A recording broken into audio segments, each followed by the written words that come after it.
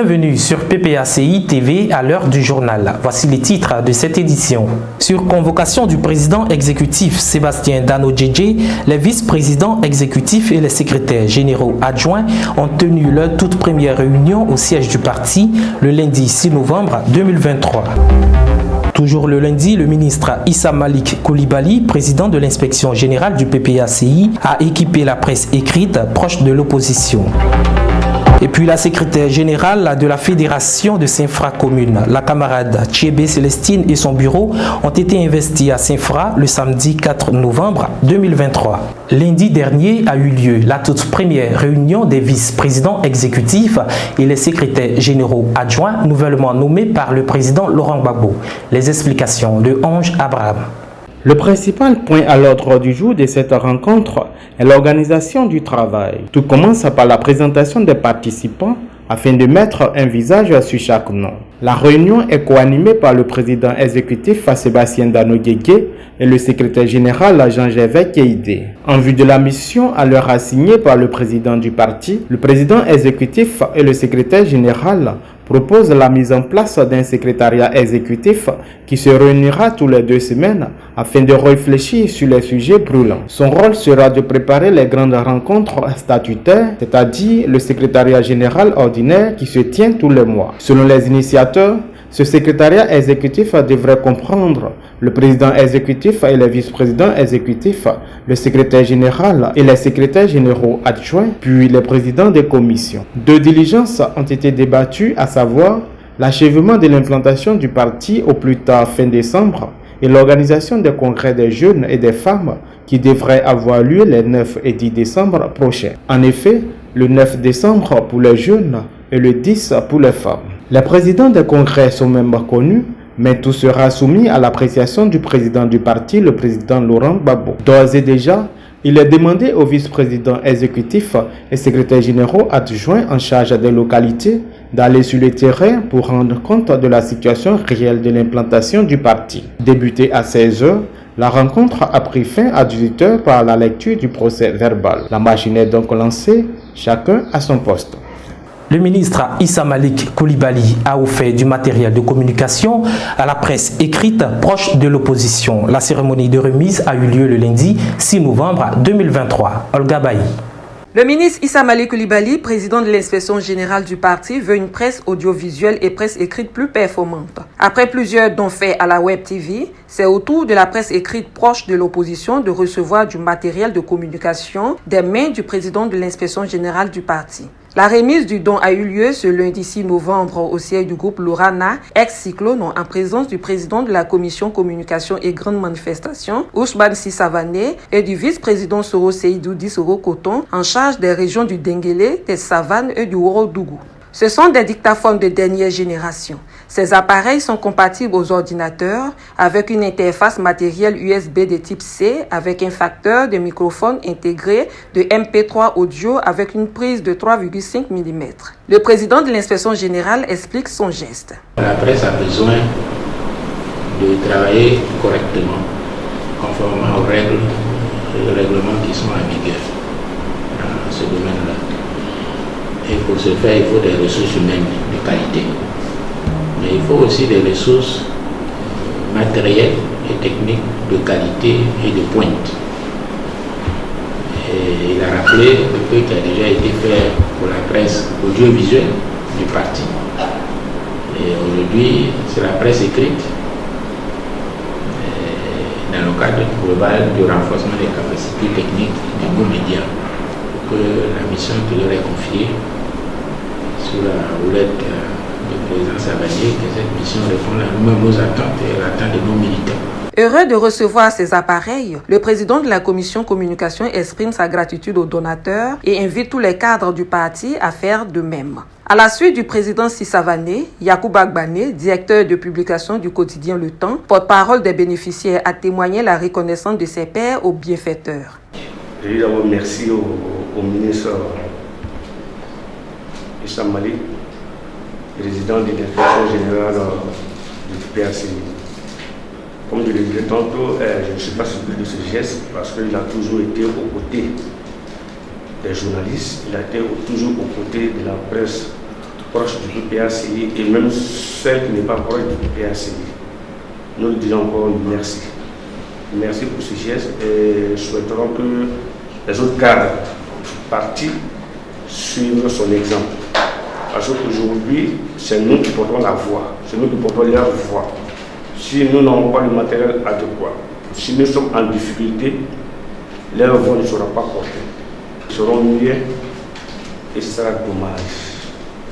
Nous demandons encore aux autres cadres aussi de suivre son exemple en nous dotant aussi des ordinateurs, d'autres matériels pour pouvoir amener à bien, pouvoir les aider dans le combat de la démocratie, dans le combat de l'instauration de l'état de droit, pour qu'ensemble la Côte d'Ivoire puisse vivre en paix. Le président de l'inspection générale du parti promet élargir son soutien à d'autres organes de presse toujours proches de l'opposition dans les jours à venir. La secrétaire générale de la Fédération de Saint-Fra Commune et son bureau ont été investis le samedi 4 novembre dernier. Ange Abraham et Yabin Guesson ont assisté à cette cérémonie d'investiture. Élu en mars dernier avec 76% des suffrages exprimés, Thiébé Célestine prend officiellement la tête de la Fédération des Saint-Fra Communes. La cérémonie s'est tenue à l'espace public à Douafla sous la présidence du premier vice-président du CSP, Liabi Douayoua, et sous le parrainage du ministre Etienne Mouakon, représenté par le secrétaire national technique Keïdé Ladislas. Seri Sarah Soko, secrétaire générale adjointe en charge du Haut-Sassandra, en était l'invité spécial. Plusieurs responsables locaux, au nombre desquels le coordonnateur régional Atabi Nandi et secrétaire général adjoint Kofi Luku étaient présents. Devant ce parterre de personnalités du parti, les différentes sections que compte la fédération ont défilé. Et au nom du président Laurent Gbagbo, 24 militants ont été distingués pour leur engagement et loyauté, dont 6 à titre posthume. Je remercie le président Laurent Gbagbo. C'est mon ami personnel. C'est un homme fatigable. Un homme qui est reconnaissance. Donc on prie pour que Dieu n'a qu'à donner le pouvoir. C'est Laurent Gbagbo président Laurent Gbagbo qui m'a envoyé à la Mecque. Depuis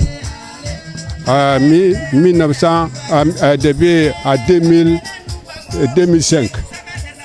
Donc je suis remercie toujours. Je suis à côté de lui jusqu'à la mort. Donc je ne vais pas lui abandonner. Laurent Gbagbo qui est là, c'est un homme. Sans Gbagbo Laurent, notre osier là, c'était fermé. C'est Gbagbo Laurent qui a ouvert. C'est Gbagbo qui a dit on n'a qu'à regarder. C'est Gbagbo Laurent qui a dit qu'on n'a qu'à connaître le nom de l'argent. C'est Laurent Gbagbo qui a fait finir nos enfants à fréquenter. Sans payer papier, sans payer porter kati. C'est ce qu'il a fait du mal à la Côte d'Ivoire. Et puis on l'a pris pour envoyer à prison. Moi je suis derrière Gbagbo. Ma mère est restée dans Gbagbo et puis on a brûlé. Mon frère est resté dans Gbagbo et puis on l'a tué. Je vais rester dedans pour mourir. Je remercie beaucoup. Ce que le Gbagbo m'a fait là, il a bien fait. Je te remercie. Quand on m'a remis le diplôme là, je suis content. Parce que j'ai envie de voir Gbagbo, je veux toujours Gbagbo.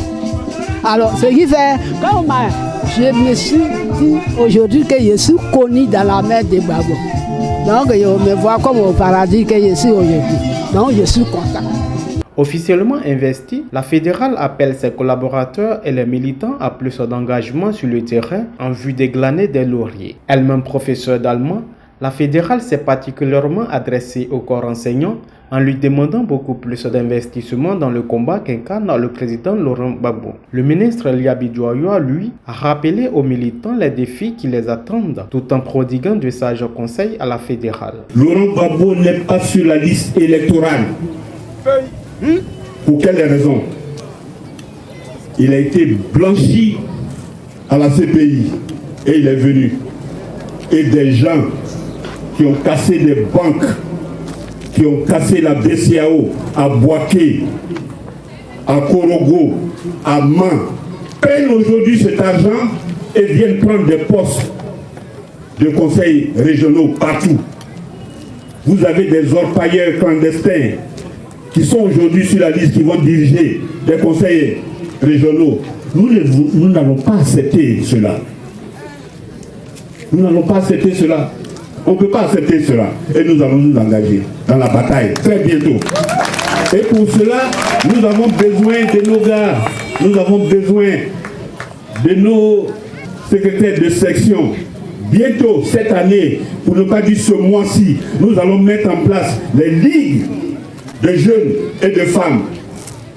Le nouveau secrétaire général qui a été nommé par le président Laurent Gbagbo a pris un engagement ferme. Dans 3 mois, toutes les sections doivent être installées.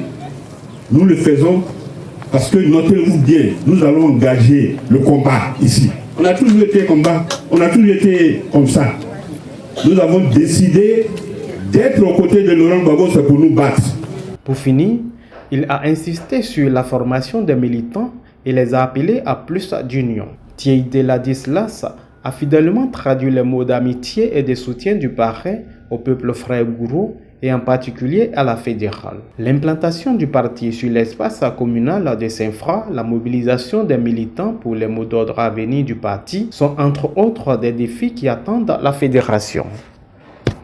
Le député de Fakobli, l'honorable C.I. Gaspard, a rencontré les présidents des mutuelles de son département et certains responsables de l'agence foncière rurale AFOR afin de leur expliquer le bien fondé des préservations des terres rurales. Françoise Rabé. Le député PPACI de Fakobli, l'honorable C.I. Gaspard, a convié tous les responsables des mutuelles du département de Fakobli à une rencontre le 1er novembre dernier dans un hôtel de la place avec une délégation de l'AFOR, l'agence foncière rurale, afin d'expliquer aux mutualistes l'importance de la préservation des terres rurales. Depuis des années, nous assistons à un exode de populations venues du nord de la Côte d'Ivoire, du centre et des pays frontaliers vers les zones forestières du pays. Ainsi, nous constatons parfois des conflits entre les autochtones, les allogènes et les allochtones dans certaines villes du pays. Pour éviter et prévenir ces conflits, les responsables de l'agence foncière rurale sont donc venus expliquer aux populations de Fakobli dans toutes leurs composantes le bien fondé de la préservation des terres rurales. Plusieurs contrats fonciers sur le domaine rural peuvent donc être établis entre les propriétaires et les acquéreurs. Ainsi, nous avons le contrat de planter partagé avec le partage de la récolte, le contrat de planter partagé avec partage de la plantation, le contrat de planter partagé avec partage de la terre, le contrat de mise en garantie d'une parcelle en production contre l'obtention d'un prêt, le contrat de location qui est un contrat dans lequel le propriétaire de la terre, bien sûr détenteur du droit foncier, loue à un exploitant non propriétaire, le locataire, sous certaines conditions, durée type culture, une partie ou toute sa plantation moyennant un loyer.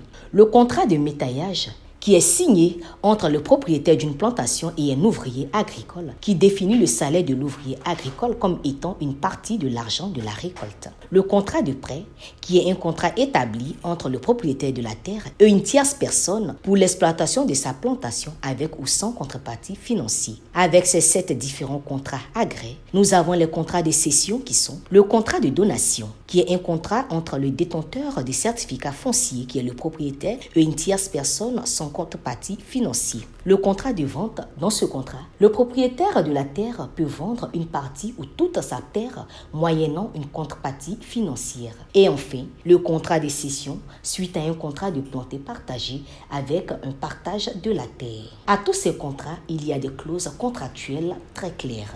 En somme, pour éviter ces différents conflits, il faut avoir un certificat foncier bien établi par les services compétents de l'agence foncière rurale AFOR. Cette rencontre de ce 1er novembre a beaucoup intéressé les mutualistes qui ont posé plusieurs questions afin d'avoir les réponses claires pour ensuite repartir vers leurs parents à Fakobli. Heureux de l'engouement de ses pairs, le député C.I. Gaspard réagit. J'ai invité l'AFOR pour qu'il explique à nos parents la procédure d'obtention de ce droit foncier et puis le coût de ce droit foncier.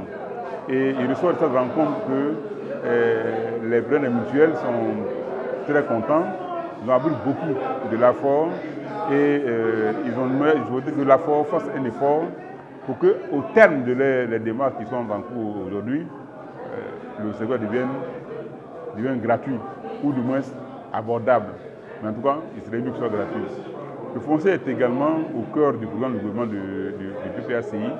Je pense que au niveau de notre parti, nous devons faire en sorte que ce programme soit porté à bout du bras. Parce qu'il concerne toute la Côte d'Ivoire. Et particulièrement l'ouest de la Côte d'Ivoire, qui est la zone forestière par excellence. Cette réunion sera donc diffusée aux parents de Fakobli dans les meilleurs délais, selon les mutualistes. Le contrat agraire est un contrat écrit d'occupation des terres rurales signé entre le détenteur des droits fonciers coutumiers, d'un certificat foncier ou d'un titre foncier et les exploitants non propriétaires de terres, ce qui permet de clarifier les relations entre le propriétaire terrien et l'exploitant, de même que leurs ayants droit, de sécuriser les revenus du propriétaire, de sécuriser les investissements de l'exploitant et de renforcer la cohésion sociale. Depuis 2011, ils sont plus d'1 millier d'Ivoiriens licenciés abusivement par l'État de Côte d'Ivoire. Après ceux de la RTI, Sylvain Lobo s'est penché sur le cas des agents de l'Office national de l'identification. Un autre drame, après celui des agents licenciés de la RTI, se joue sous les yeux et la barbe du président Ouattara et de son régime. Ce drame est celui que vivent les agents licenciés de l'Office national d'identification, ONI, devenu aujourd'hui Office national de l'état civil et de l'identification. Changement de dénomination pour des raisons stratégiques, dit-on. Une soixantaine d'agents de l'ex-ONI ont été pliés bagages dans le courant du premier trimestre de l'année 2012 après la violente crise post-électorale qui a vu la cession à la magistrature suprême du président Alassane Ouattara. Dans l'euphorie du pouvoir et par les prérogatives que lui confère sa nouvelle nomination au ministère de l'Intérieur, feu le ministre Ahmed Bakayoko prend la décision en tant que ministre de tutelle de licencier près d'une soixantaine d'agents de l'ONI. Le motif tout trouvé de ce licenciement, raison économique, comme d'ailleurs la plupart des licenciements qui ont eu lieu à cette période. À la décision de feu le ministre Ahmed Bakayoko, les agents licenciés ont saisi le ministère de l'Intérieur par un recours gracieux qui s'est avéré infructueux parce que la tutelle a refusé de rapporter sa décision. Commence alors une procédure judiciaire longue de 2 ans devant la chambre administrative de la Cour suprême, l'actuel Conseil d'État. En 2014, la Cour suprême déboute le conseil de direction de l'ONI pour avoir outrepassé ses prérogatives en licenciant les agents mis en cause. L'État de Côte d'Ivoire, par le biais du conseil de l'ONI, est donc condamné à réintégrer les agents licenciés dans leurs fonctions, ce qui n'a pas été fait jusqu'à présent. Après l'aspect légal, traité par la Chambre administrative de la Cour suprême, les agents licenciés se sont retrouvés contraints d'attaquer l'office devant les tribunaux d'ordre judiciaire. Ainsi donc, l'affaire désormais intitulée Assouchalé et autres se trouve présentement sur les bureaux de la Cour de cassation des tribunaux judiciaires puisque les 2 parties en conflit ne sont pas jusque-là tombées d'accord sur le verdict. Après maintes réflexions et concertations, les agents déflatés décident d'utiliser d'autres voies pour parvenir à une solution viable de leur situation devenue plus que précaire. Certains d'entre eux lancent ici des cris de cœur vers les autorités ivoiriennes. On va dire que la situation dans laquelle l'État du Côte d'Ivoire nous a mis n'est vraiment pas honorable, non seulement pour l'État du Côte d'Ivoire, mais vraiment dans une situation de souffrance qu'il a plongé des travailleurs et des travailleuses de Côte d'Ivoire. Et aujourd'hui, nous voulons simplement que l'État du Côte d'Ivoire respecte une décision de justice qui donne droit à des Ivoiriens et à des Ivoiriennes qui ont donné de leur temps et de leur savoir à l'État du Côte d'Ivoire en participant au fonctionnement de la Côte d'Ivoire. Donc, nous ne pouvons aujourd'hui que lancer un appel aux autorités pour qu'ils se penchent particulièrement sur le cas des ex-déflatés de l'Office national d'identification afin qu'une justice soit réparée, afin qu'un tort soit réparé et que les familles arrêtent de souffrir. Nous avons été victimes d'un licenciement abusif. Nous avons remporté notre procès à la Cour suprême. En janvier 2014, la décision a été rendue. Et depuis lors, cette décision n'a pas été appliquée. Nous sommes dans le chômage et nous demeurons toujours dans le chômage. Nous avons perdu nos collègues, certains sont décédés. Moi-même qui vous parle, j'ai perdu mon épouse en couche en 2014. C'est vraiment un cul de cœur. Nous sommes épris de justice. Tout notre souhait, c'est que cette décision qui a été rendue publique en janvier 2014 soit appliquée dans son intégralité. Par des contacts individuels, des lobbyings et des plaidoyers, l'affaire Assou-Charles et autres se trouve inscrite à l'ordre du jour du dialogue politique du 20 avril 2021 entre le gouvernement archipatrique et les partis politiques. Là encore, l'affaire n'a pas connu de dénouement heureux, puisque le dialogue politique jusque-là n'a pas donné de résultats concluants. En attendant une hypothétique reprise du dialogue politique, les agents déflatés de l'ex-ONI continuent de croupir dans la misère et de tirer le diable par la queue.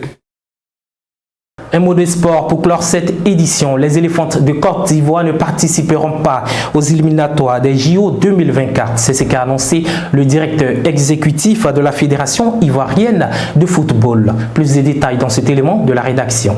Le feuilleton du football ivoirien n'est pas à son dernier rebondissement. Après le champ de riz livré à la place d'une pelouse aux normes, l'on a aussi suivi celui de la vente parallèle des tickets comptant pour les matchs Côte d'Ivoire-Maroc et Côte d'Ivoire-Afrique du Sud les samedis 14 et mardi 17 octobre 2023. La dernière trouvaille en date est venue cette fois-ci de la sélection féminine A du football ivoirien. En effet, dans un communiqué publié le 26 octobre 2023, la Fédération ivoirienne de football FIF a annoncé avoir saisi la FIFA pour lui signifier le forfait de son équipe féminine de football. Selon le directeur exécutif de la FIF, Armand Gourourou, le ministère des Sports, à travers l'Office national des sports, a refusé de financer la participation de l'équipe féminine. Croyez-moi, la fédération, avec ses frères des épaules, ne peut pas supporter un tel budget. Donc, quand l'ONS nous a dit qu'elle ne peut pas financer ce budget, nous avons approché personnellement la direction générale des sports. Et puis nous avons posé le problème pour dire, ben voici, la Côte d'Ivoire risque de déclarer forfait pour les JO parce que le financement ne peut pas être fait par l'ONS qui nous dit que ce n'est pas à son niveau, mais que c'est la Ligue fédérale. Le DG des sports nous a dit non, ce n'est pas à la direction générale des sports de financer cette compétition, que la direction générale des sports ne rentre en ligne de compte que quand les équipes sont qualifiées. C'est-à-dire si l'équipe doit aller à Paris pour les phases finales de Paris, c'est en ce moment la direction générale des sports finance. Je lui ai dit, tu es d'accord, mais il faut bien passer quelque part avant d'arriver là-bas. Donc comment on fait? Malheureusement, on nous a dit qu'il n'y a pas de moyens. Les éléphants ne participeront donc pas aux échéances éliminatoires des Jeux Olympiques Paris 2024 pour des raisons financières. Environ 600 millions de francs CFA. Une affaire qui semble ne pas préoccuper le nouveau Premier ministre, ministre des Sports Robert Begré-Mambé, qui n'a toujours pas réagi. C'est une autre situation honteuse que nous infligent les dirigeants de notre pays, ceux qui disent vouloir organiser la plus belle Coupe d'Afrique des Nations en janvier 2024. Mesdames et messieurs, merci de nous avoir suivis. Rendez-vous est pris pour le vendredi prochain. Au revoir.